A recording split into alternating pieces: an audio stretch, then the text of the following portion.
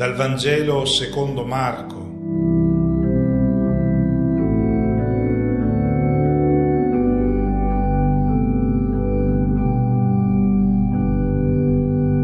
Una buona domenica a tutti. L'episodio che ascolteremo nel brano evangelico di oggi deve essere accaduto dopo circa un anno di vita pubblica di Gesù a Cafarnao. Lì ha predicato il Vangelo e con la sua presenza, con la sua parola ha compiuto prodigi, ha scacciato demoni, ha guarito dei malati. Ricordiamo 2 di questi prodigi, li abbiamo ascoltati la scorsa domenica. Quello della donna che ha toccato il suo mantello ed è rimasta curata, e poi la rianimazione della figlia di Gairo. Le folle lo ammirano, accorrono a lui e questo successo comincia a preoccupare l'autorità religiosa di Gerusalemme. E per quale ragione? Perché ciò che Gesù insegna, ciò che fa, è spesso in contrasto con la tradizione degli antichi, con ciò che i rabbini, gli scribi, i farisei insegnano. E difatti di fronte al bisogno dell'uomo lui viola il sabato, poi frequenta le case dei pubblicani, dei peccatori, accarezza i lebbrosi, annuncia un volto di Dio che ama ogni uomo, non considera nessuno immondo, non rifiuta nessuno, perdona ai peccatori senza nemmeno chiedere se sono pentiti. Prima perdona, poi quando sono avvolti dal suo amore si rendono conto di essere lontani da Dio e da se stessi, si pentono della condizione in cui si trovano, sono quindi cambiati non dalle minacce di Dio, ma dall'amore. Poi Gesù non pratica i digiuni e insegna anche ai discepoli a fare altrettanto. Ci sono motivi sufficienti per preoccuparsi, perché questo sta sviando il popolo dalla pratica religiosa tradizionale. E difatti un gruppo di scribi e di farisei partono da Gerusalemme per andare a mettere in guardia la gente dal pericolo che Gesù rappresenta per la loro fede. E la gente deve avere risposto: ma lui è buono? No, dicono, è che lui compie questi prodigi perché è in combutta con Belzebul. Difatti Belzebul, per sviarvi dalla fede, gli ha dato il potere di compiere questi prodigi. Belzebul era un dio adorato là nella terra dei Filistei, la pianura dello Sharon. A Ekron aveva il tempio ed era il dio che curava le malattie. E di nascosto anche qualche ebreo, quando non riceveva la grazia dal suo dio, di nascosto andava a chiedere di essere curato da Belzebul a Ekron. Bene, l'autorità religiosa è preoccupata e a un certo punto decidono addirittura di toglierlo di mezzo. Queste notizie che circolano su Gesù, che diventa piuttosto famoso in tutta la Galilea, cominciano a preoccupare i familiari a Nazaret. Un paese piccolo piccolo, 300 abitanti, là sulle montagne della Bassa Galilea. Vedete una foto di Nazaret che è dell'800. La Nazaret del tempo di Gesù era più o meno così.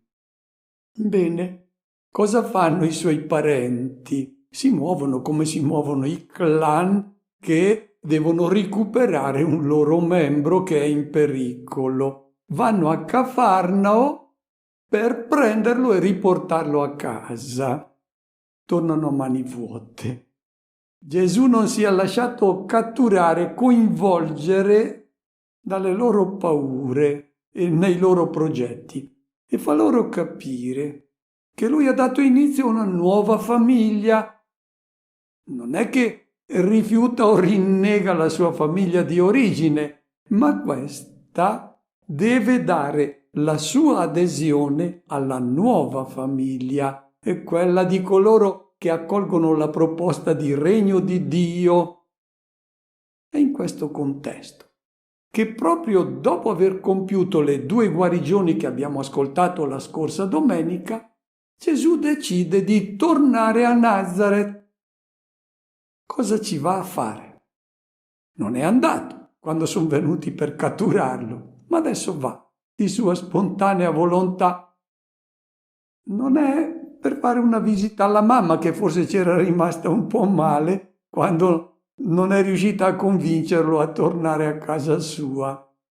Non una visita ai suoi familiari, agli amici. L'obiettivo è un altro.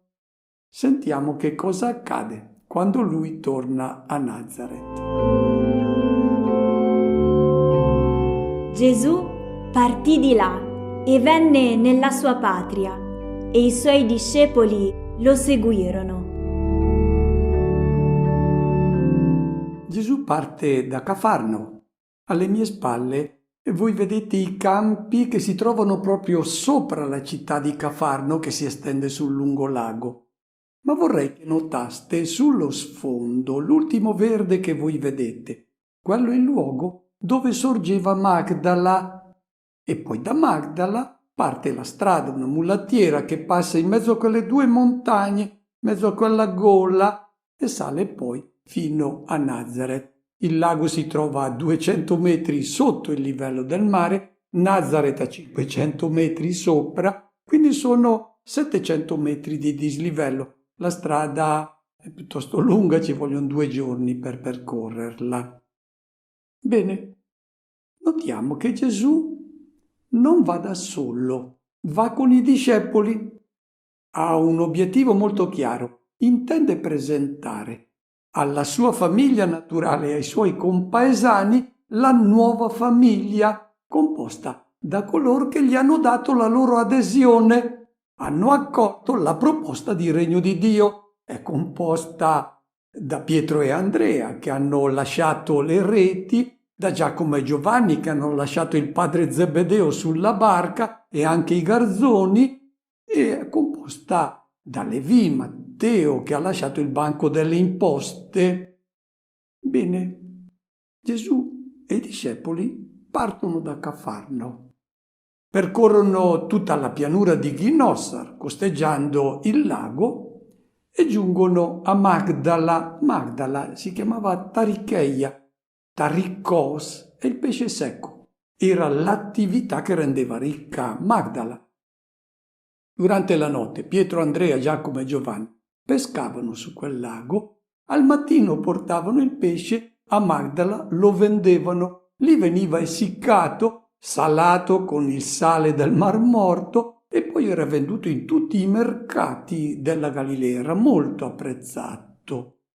Io credo che Pietro deve aver detto al gruppo: siamo in 13, se arriviamo a Nazareth e rimaniamo là 3 o 4 giorni e arriviamo a mani vuote, tua madre dice a Gesù, sbianca, perché dice, come faccio a dar da mangiare a tutta questa gente? Bene, Pietro deve aver detto: io conosco quelli che seccano il pesce, mi conoscono molto bene, e devono aver portato a Nazareth il loro contributo per poter avere qualcosa da mangiare nei giorni in cui sono rimasti poi a Nazareth. Ho fatto questa digressione, guardate che non sono molto lontano dai fatti, perché vorrei che tirassimo fuori tutti dalle nicchie, anche Maria, tirarla fuori dalle nicchie e collocarla in questa vita concreta. Allora sentiamo gli apostoli, Gesù, Maria, come qualche compagno di viaggio nella nostra vita concreta. Bene, continuano la loro strada, partono da Magdala e iniziano a salire lungo la valle di Arbela, in mezzo a quelle 2 montagne. E queste montagne sono caratterizzate da tantissime grotte, e osservandole certamente Gesù e i discepoli hanno commentato i fatti drammatici che erano accaduti in queste grotte, e di cui era certamente ancora molto vivo il ricordo. Erode il Grande, quello che voleva uccidere Gesù bambino, aveva fatto massacrare in modo crudele i ribelli che si erano asserragliati in quelle grotte.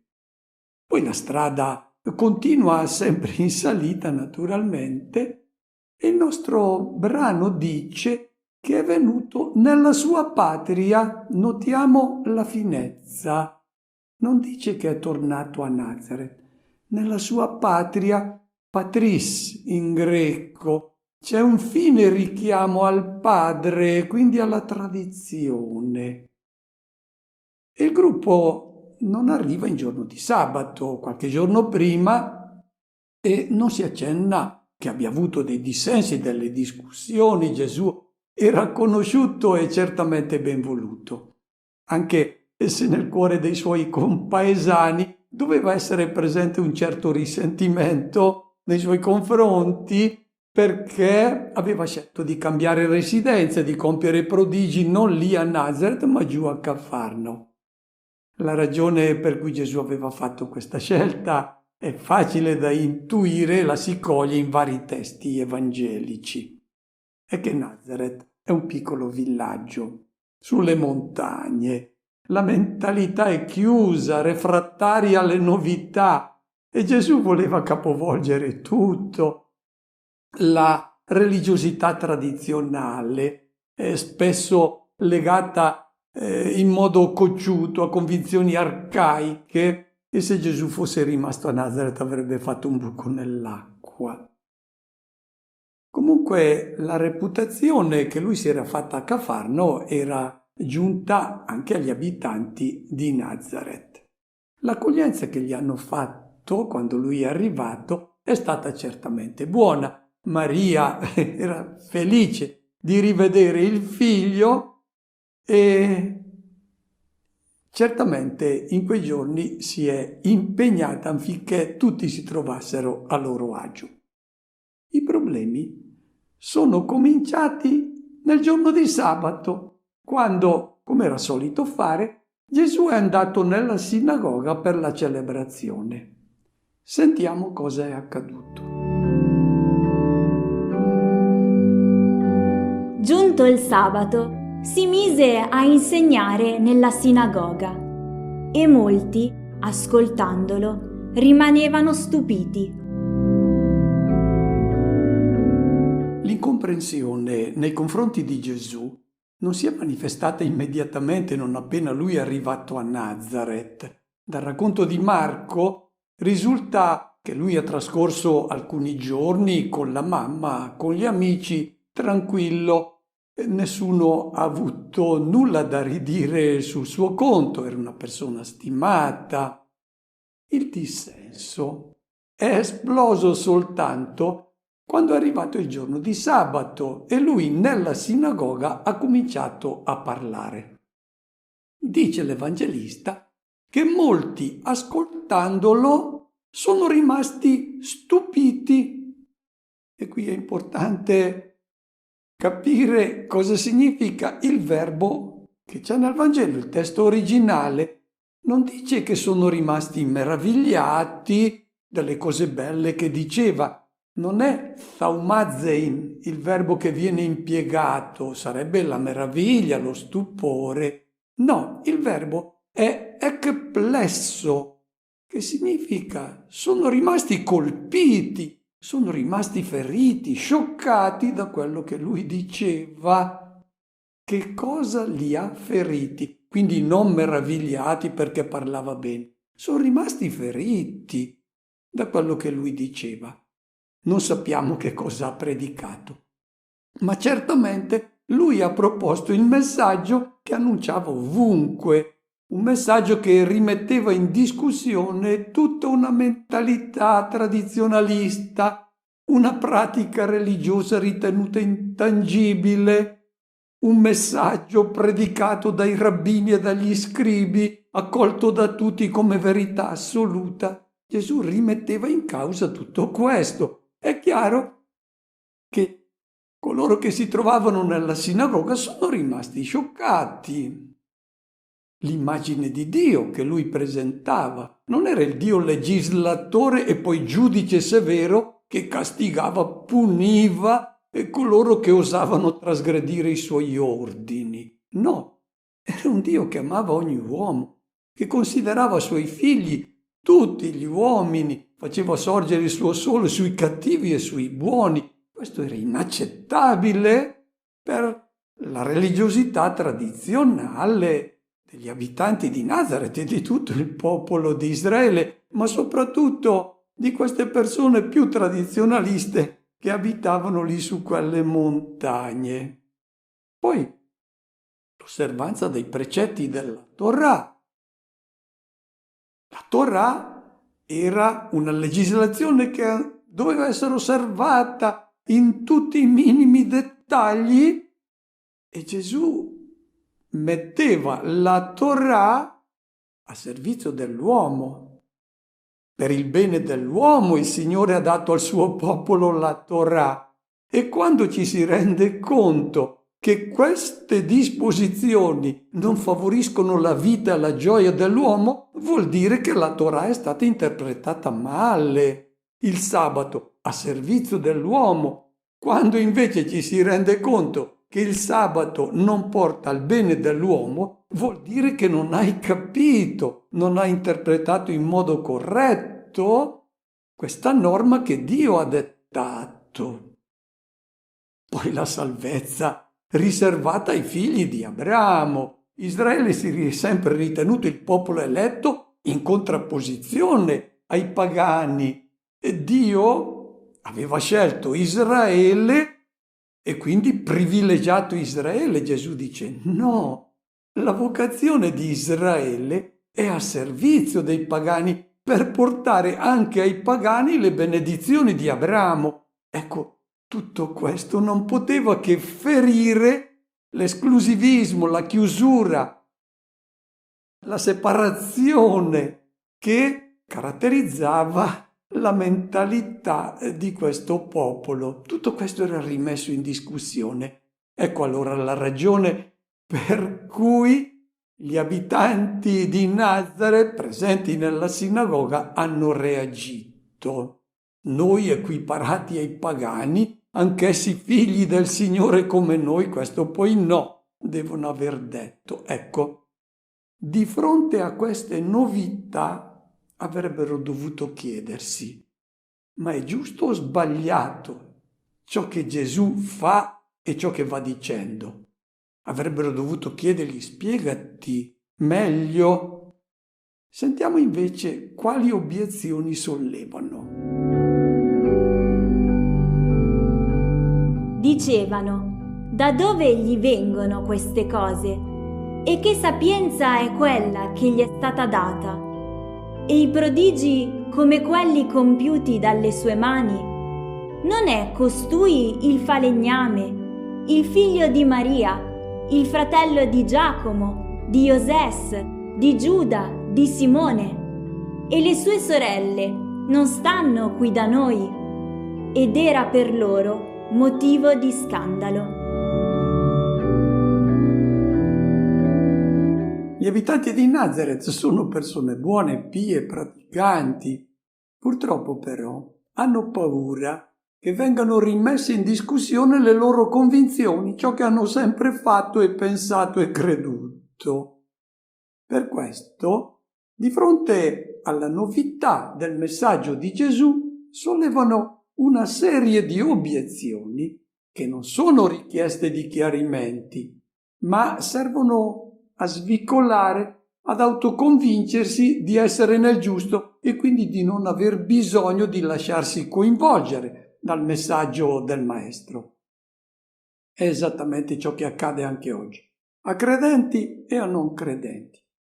Di fronte alla novità del Vangelo, di fronte alle richieste impegnative che Gesù fa con le sue beatitudini, si cerca di schermarsi con gli stessi interrogativi.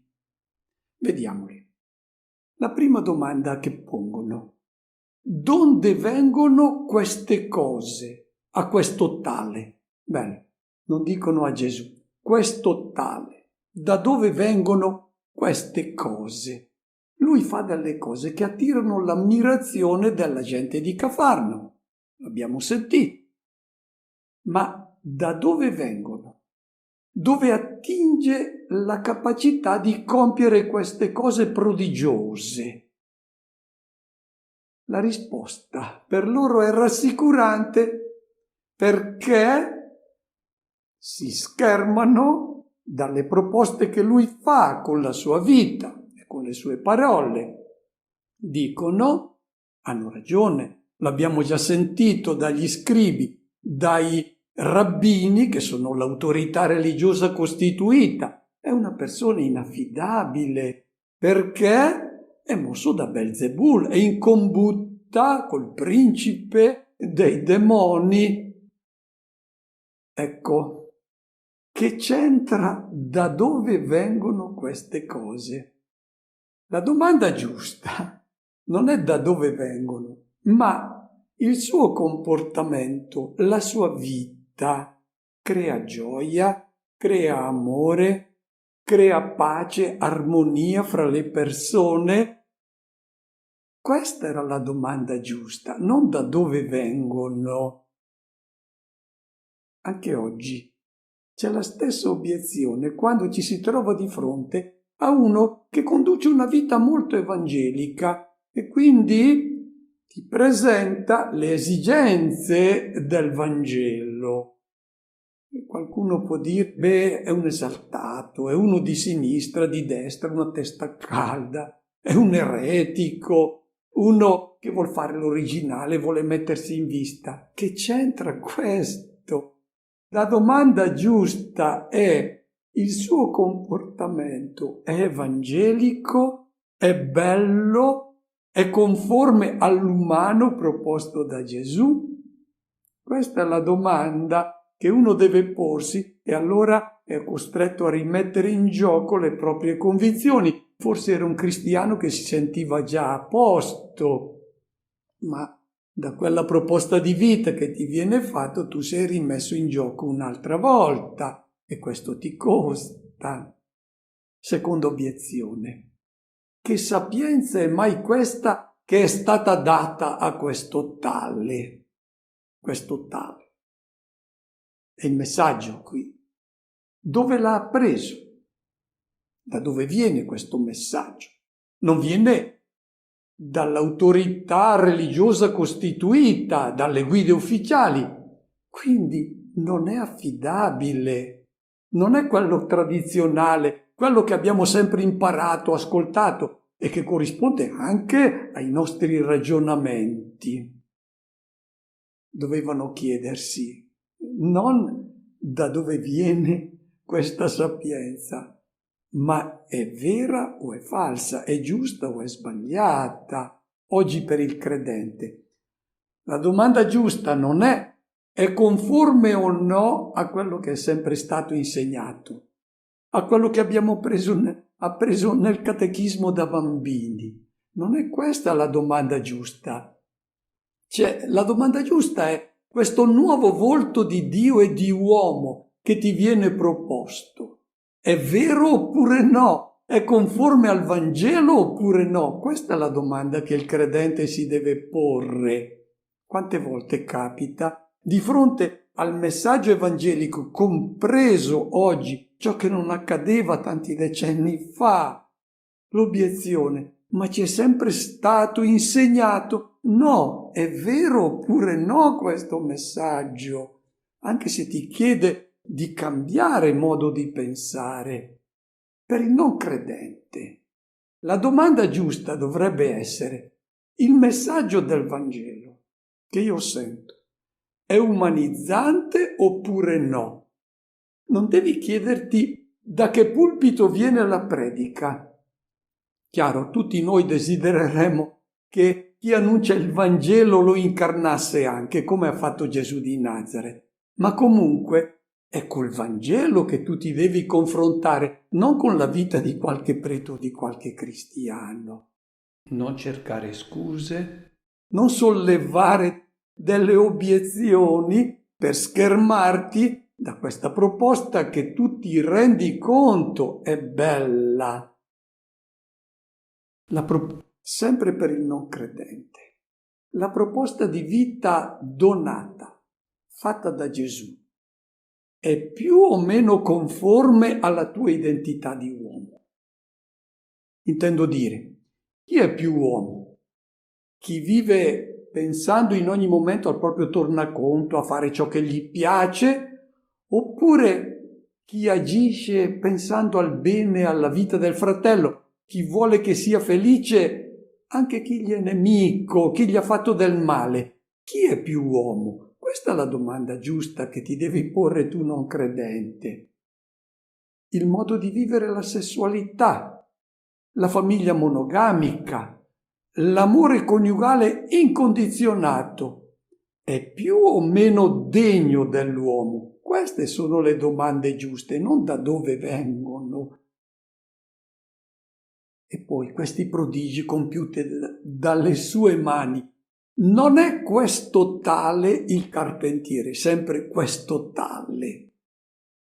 E piace o no? È un carpentiere che ha cambiato il mondo. Nessuno se l'aspettava, tantomeno quelli di Nazareth. Notiamo, non lo nominano, lo identificano con la sua professione, che non è una professione apprezzata. Per quale ragione? Perché in Israele ogni famiglia minimamente benestante aveva i suoi campi. Chi svolgeva queste professioni era uno che non aveva una terra sufficiente che gli desse da vivere. E il lavoro che facevano i carpentieri era quello che ogni famiglia nei tempi morti faceva di suo. Se c'era una porta da aggiustare, un aratro, lo aggiustavano loro. Non chiamavano il carpentiere. Il carpentiere era la professione di chi non aveva un'estensione di terreno in grado di soddisfare i suoi bisogni. Questo è il perenne tentativo di banalizzare la proposta che viene fatta. Non è un rabbino, non è un membro del clero, non è uno scriba, non è un leader della sinagoga, non appartiene a un'elite, è un carpentiere, uno che vale poco. Non è questo che ha rilevanza. L'importante è ciò che dice e ciò che fa. Questo va esaminato. Allo stesso modo che c'è anche oggi di rifiutare l'adesione a Cristo. Prende la scusa, preti poco esemplari. I papi rinascimentali erano corrotti, poi le crociate, l'Inquisizione. Ma che c'entra tutto questo? Sono scuse per non confrontarti con la proposta del Vangelo. È con il Vangelo che ti devi confrontare, non con i preti. Costui, il figlio di Maria, questa è un'offesa. Mai un figlio è identificato con la madre. Anche se è morto, sempre con il padre, figlio del proprio padre, mai della madre. Quando citano la madre è un modo per dire che è una paternità dubbia, incerta, quindi offensiva. E poi citano i fratelli, fratello di Giacomo, di Iosef, di Giuda, di Simone. Non sappiamo quale grado di parentela ci fosse tra Gesù e questi fratelli e queste sorelle. Ma i nomi sono molto importanti. Sono tutti nomi ebraici molto tradizionali. La famiglia di Gesù era tutta tradizionalista, tanto è vero che al capitolo 7 del Vangelo di Giovanni si dice che nemmeno i suoi fratelli gli avevano dato la loro adesione. Eccola l'obiezione degli abitanti di Nazareth quando citano i nomi dei fratelli. La tua famiglia è tradizionalista, cosa stai inventando? Come si fa a credere a te se neppure i tuoi familiari si fidano di te? E si scandalizzavano di lui. È paradossale, ma Gesù diventa uno scandalo per la loro fede. C'è una forma di fede che è bene che rimanga scandalizzata. Una certa fede presente anche fra i cristiani di oggi deve essere e lasciarsi scandalizzare dalla novità del Vangelo. Ci sono certe forme tradizionali, certe credulonerie anche, che devono essere scandalizzate quando si comprende la novità del Vangelo. Sentiamo adesso la risposta che dà Gesù. Gesù disse loro: un profeta non è disprezzato se non nella sua patria, tra i suoi parenti e in casa sua. E lì non poteva compiere nessun prodigio, ma solo impose le mani a pochi malati e li guarì. E si meravigliava della loro incredulità. Gesù percorreva i villaggi d'intorno insegnando. Gesù era giunto a Nazaret con i 12, con tante speranze, con un'ottima disposizione. La conclusione del suo viaggio è molto amara. Dice, citando un proverbio, un profeta non è disprezzato che nella sua patria, tra i suoi parenti e in casa sua. C'è un richiamo simile anche all'inizio del Vangelo secondo Giovanni. Egli venne tra i suoi, ma i suoi non l'hanno accolto. Il popolo che era stato preparato per accogliere il Messia non l'ha accolto, dice l'Evangelista Giovanni. Vedete, a Cafarnao Gesù è stato coinvolto in conflitti drammatici con l'autorità religiosa. Lui aveva attaccato i formalismi degli scribi, dei farisei, aveva denunciato l'ipocrisia, la durezza di cuore, ma non aveva mai avuto problemi con la gente semplice. Qui invece Gesù fa un'esperienza molto dolorosa. Sono i contadini del suo paese che non lo capiscono, che lo rifiutano. Non c'è infatti alcuna allusione alla presenza di dirigenti religiosi, come invece era accaduto a Cafarno. Qui è la gente del popolo che non accetta la novità del Vangelo. È la mentalità del piccolo paese che si aspetta le grandi cose dalla gente di fuori. La gente lontana, i paesi lontani esercitano sempre un incanto particolare, sono affascinanti. Basta pensare alle star del nostro tempo, tutte le star della politica, dello sport, dello spettacolo. Paiono persone inavvicinabili, irraggiungibili, loro sì che sono grandi, importanti, sono dei miti perché sono lontani. Quando li si avvicina si scoprono tutti i loro limiti e allora tutta quell'aura di sacralità e di mistero svanisce presto.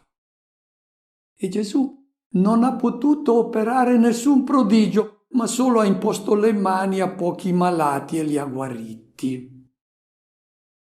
Chi compie prodigi è la fede nel Vangelo, non miracoli che vengono da fuori. Il miracolo, il prodigio è il Vangelo. Quando tu lo accogli e lo incarni, assisti a prodigi. Dove viene accolto nasce un mondo dove regnano l'amore, la gioia, la pace, la mitezza, l'autocontrollo, il dominio di sé, delle passioni, il servizio gratuito e umile al fratello, anche al nemico che ti ha fatto del male. Questi sono i prodigi che il Vangelo crea. Se si rifiuta Cristo e il suo Vangelo, non accade nulla. Il mondo, la società, le famiglie continuano con i loro dissidi e le loro guerre. E si meravigliava della loro incredulità. Nei Vangeli 30 volte ricorre questo verbo meravigliare o meravigliarsi, taumazein. 2 volte è applicato a Gesù. Gesù si meraviglia 2 volte nei Vangeli. Una è qui, a Nazareth. Si meraviglia della mancanza di fede. Come fanno queste persone di Nazareth che sono buone a non accogliere la novità bella del Vangelo che annuncio? È la stessa meraviglia che credo sperimentano anche tutti i cristiani che credono nel Vangelo, hanno capito la bellezza del messaggio di Gesù e si meravigliano che la gente non lo accolga. La sperimentiamo anche noi oggi questa meraviglia. La seconda volta in cui Gesù si meraviglia è per la fede del centurione, un pagano. Anche noi oggi ci possiamo stupire ed accade che ci stupiamo quando il Vangelo viene accolto da qualcuno che non ci saremmo mai aspettati che aderisse alla proposta del Maestro. Finisce quindi con un fallimento il viaggio che Gesù ha fatto da Cafarnao a Nazareth. Che cosa ci aspetteremmo? Che lasciasse cadere le braccia, come accade tante volte oggi quando c'è qualche incomprensione, qualche dissapore fra un catechista e il suo parroco. A volte qualcuno abbandona tutto. Non è così. Gesù non si scoraggia e dice il brano evangelico che lui percorre i villaggi tutti intorno, continuando ad annunciare il messaggio evangelico. Auguro a tutti una buona domenica e una buona settimana.